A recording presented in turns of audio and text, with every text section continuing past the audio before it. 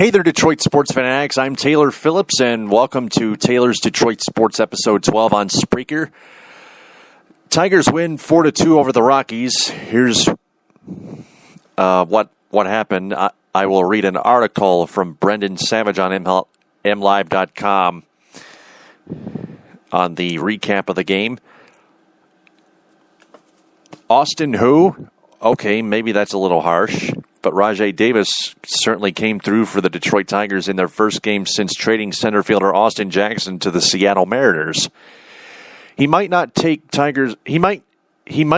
Tigers fans forget about Jackson, but Davis's performance Friday certainly helped soothe the feelings of those who weren't fond of the three-team trade that landed the Tigers pitcher David Price from Tampa Bay.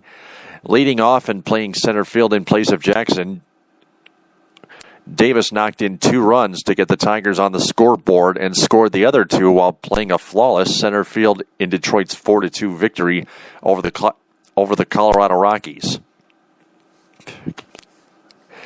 Davis snapped a scoreless deadlock when he singled with 1 out in the 5th to drive home Brian Holiday and Eugenio Suarez. He gave Detroit a 3-0 lead moments later when he scored from first on Ian Kinsler's double to right center field. After Colorado pulled within a run by scoring twice in the 7th, Davis gave the Tigers a 4-2 lead when he singled in the bottom half of the inning and then scored on a Victor Martinez single.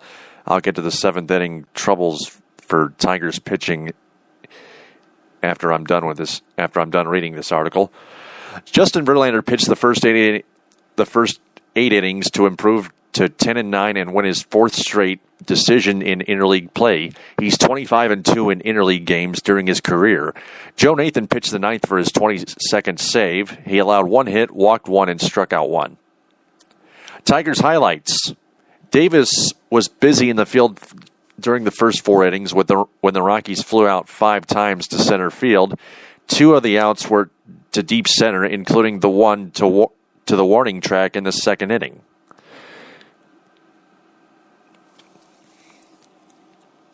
Justin Verlander allowed 8 hits, struck out 5, and walked none. Both of the runs he allowed were earned and in the 7th inning. He threw 101 pitches. Tigers lowlights. Verlander blanked the Rockies for the first 6 innings before Colorado scored a pair thanks to seeing-eye ground balls by Justin Morneau and Brandon Barnes. They went under the outstretched gloves of Miguel Cabrera and Ian Kinsler. The Tigers had a chance to blow it open in the 7th, but when they had a 4-2 lead, but J.D. Martinez grounded into a fielder's choice with the bases loaded to end the inning. Game notes, David Price is expected to arrive in Detroit on Saturday, but Rick Porcello will get the nod that night. I'll get to David Price a bit later in this episode. Rocky starter Franklin Morales was facing the Tigers for the 7th time in his career, but Friday's game marked his first start versus Detroit. His first start, not his first game. His first 6 appearances came in relief for the Red Sox. The Tigers and Rockies were the top 2 hitting teams in the major leagues entering the game. Colorado was atop MLB with a 279 team batting average, and the Tigers were next at 277. The Rockies are just hitting 240 on the road, however. Colorado, which leads the all-time series with the Tigers 10-8, fell to 16-37 on the road this season. Ouch. The Tigers, with that win, improved back to one game over 500 at home. Which is still not good. Because they could do a lot better than that at home, I'm sure.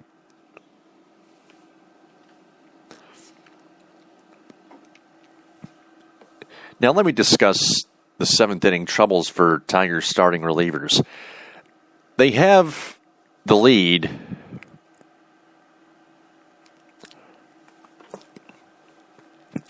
Over the past 2 months, they have had a lead in a game,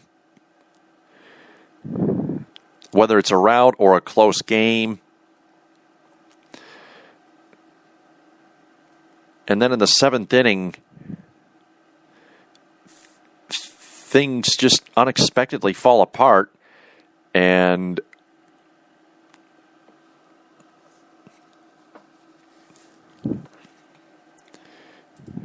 the starting pitchers don't reach 100 pitches yet, but somehow they give up at least one run, maybe 2 or 3 or 4. It could be 5, 6, or 7. Osmus keeps saying that the starting pitchers were constantly tired, which is the only excuse for them giving up the runs, and that spreads a disease to the Tigers bullpen at its entirety. They catch that disease when Osmus pulls the starting pitcher and puts in the relief pitcher, and the relief pitcher gives up even more runs, especially on a home run or two, which breaks the opposition, the visiting team's lead wide open.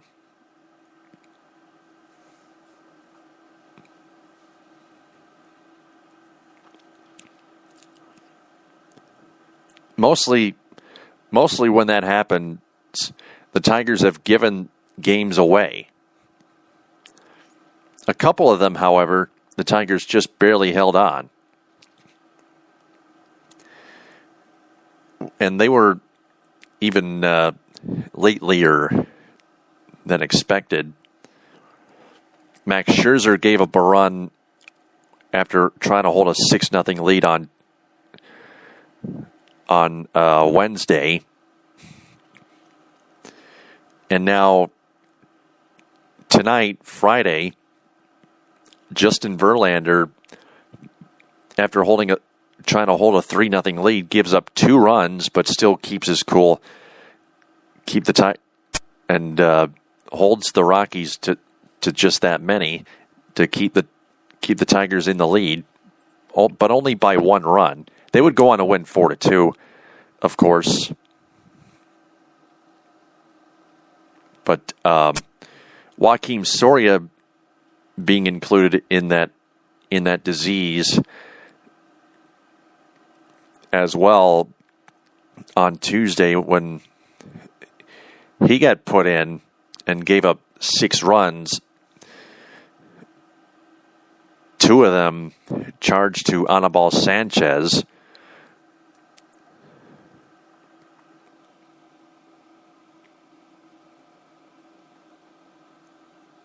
And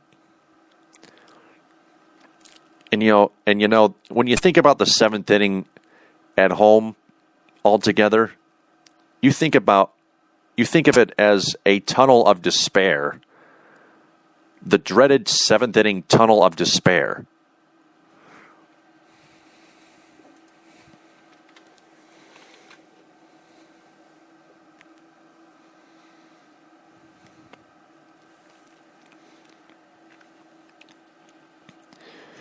And that's why I address the issue to the Tigers team themselves by mentioning them on Facebook and Twitter and telling them that they have to stop giving up runs in the 7th inning and pitch scoreless innings.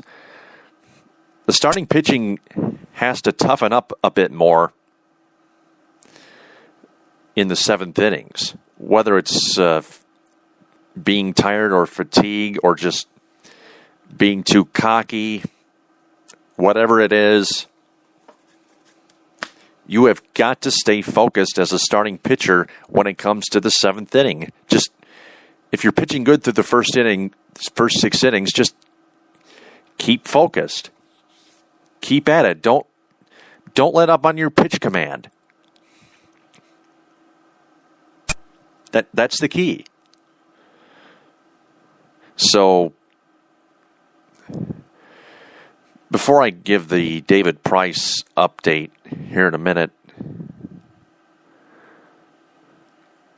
I want to correct a mistake here about Alex Avila's hitting situation. I think that has already been fixed because I was just thinking of something. Maybe since Brian Holiday's batting average is better than Avila's overall this season thus far, I think both Dave Dombrowski, the general manager, and Brad Ausmus, their manager of the Tigers, should switch Holiday and Avila around and name Holiday the number one starting catcher and Avila the backup catcher.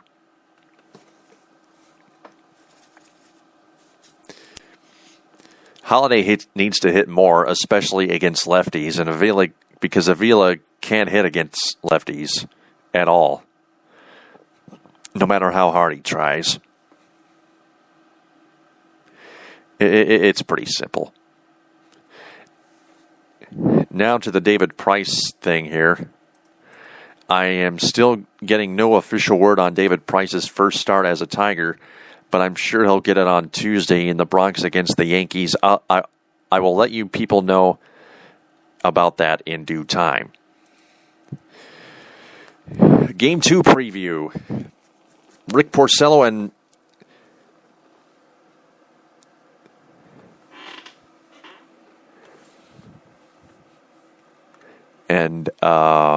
Tyler Matzek are set to square off in Detroit. Much was made from MLB.com's Alex Smith.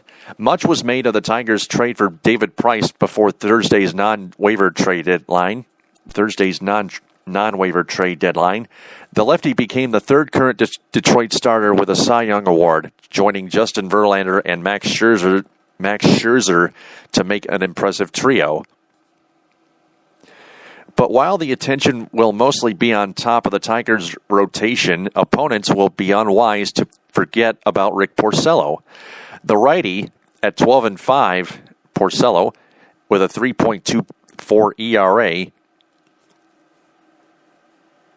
has been excellent this year, and he's one more reason why Detroit will be perhaps the most feared team in the American League come October.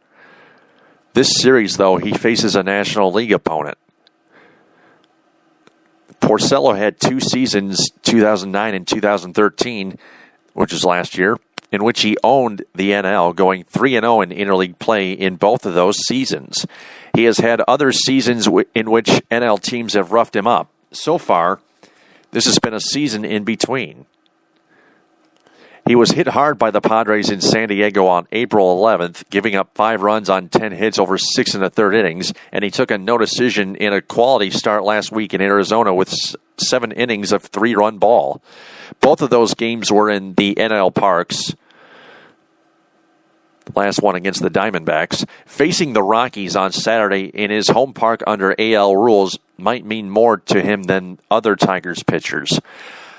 Porcello said, and I quote, "I don't know. It's just the way it's gone down. There's no particular thing, any reason why I pitched well against National League teams. That's just how it is. I mean, I can't explain the reason why 3 years ago I was getting crushed by Cleveland and lately I have had some success against them. That's just the way it goes. At that particular time, I've made good pitches against those teams," unquote. On Saturday, he'll go up against Colorado's Tyler Matzek, another young starter. The 23-year-old made his MLB debut on June 11th, and he started 9 games before making his first relief appearance during the Rockies' 16-inning loss to the Cubs on Tuesday. Matzek pitched in relief in the Arizona Fall League and in Major League Camp. The 15th Matzek said, and I quote, "The 15th, they said, start playing catch, you might come to the game. It's different, but I've thrown in the pen before, so I had everything down. It was nothing crazy," unquote. The appearance threw off his original start schedule, and Matzek was named the Saturday starter on Friday evening. Rockies manager Walt Weiss said, and I quote, "We felt like we just needed to get him a couple more days. A couple more days. We didn't feel like we had to make any big adjustments. Just wanted to get him a couple more days of rest." Unquote.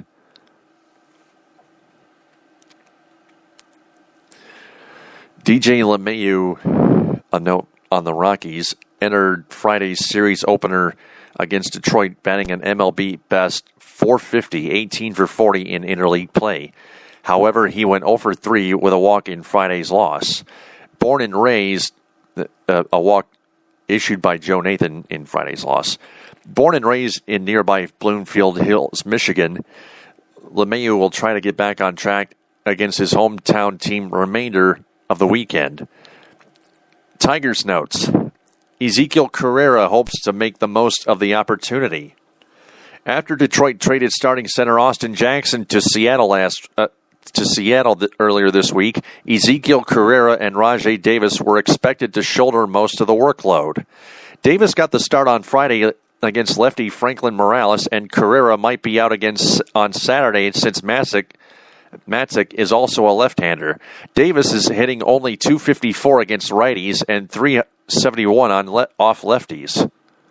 But Carrera is not exactly an automatic cure-all.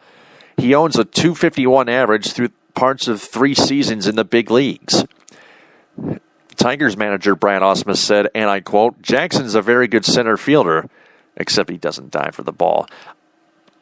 I think you'll be surprised how good Carrera is in center field when he's there. We lost a little bit defensively, probably, overall, and a little bit offensively, especially the way Jackson's swinging the bat, but you don't get something for nothing, and you certainly don't get David Price for nothing." Unquote. The worth noting segment. Matzek's win over the Pirates on July 6 was his first in 8 starts since his victorious debut. He proceeded to be handed another loss in relief just 3 days later. Porcello is on pace for the fewest hits per 9 innings, 8.3, and walks per 9 innings, 1.9 of his career. End of article.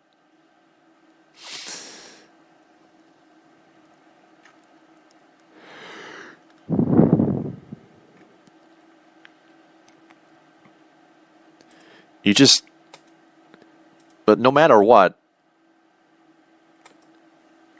you just have to hope that either Rick Porcello or any member of the Tigers relief pitching department pitches a scoreless 7th inning. Or both combined. That 7th inning drought tunnel of despair or whatever has got to come to an end. It's got to go away. We got to make it go away. The 7th inning for Tigers starting pitching has been a concern. A major concern. It's been hurting them. Or they've been hurting themselves in the 7th inning. Somehow, one of the two.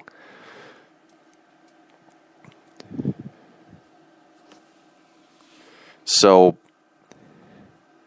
I pretty much covered everything. If you want to get into some Lions training camp, go to DetroitLions.com or go to MLive.com and search Lions in the sports section. Yeah, just do whatever. Detroit Free Press, the Detroit News, anything. No Red Wings news yet, no Pistons news yet, except for Andre Drummond's jump hook shot from Detroit Bad Boys on SB Nation. Look that up and read that. That's going to do it for episode 12 of Taylor's Detroit Sports on Spreaker. I'll be back tomorrow night after Game 2 of the Tigers-Rockies series. Until then, TTFN, ta-ta for now.